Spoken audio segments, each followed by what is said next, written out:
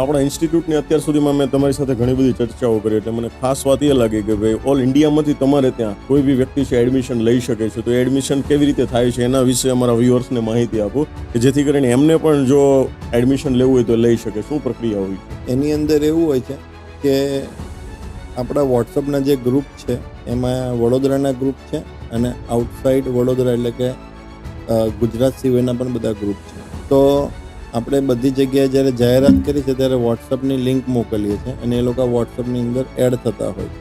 વોટ્સઅપની અંદર એડ થયા પછી એ લોકોને એવું લાગે કે ભાઈ મારે એડમિશન લેવું છે તો હું કેવી રીતે લઉં, તમારા આટલા સ્ટુડન્ટ છે તમે કહો છો, તો આપણે એમને ડેમો લેક્ચર આપતા હોઈએ છીએ.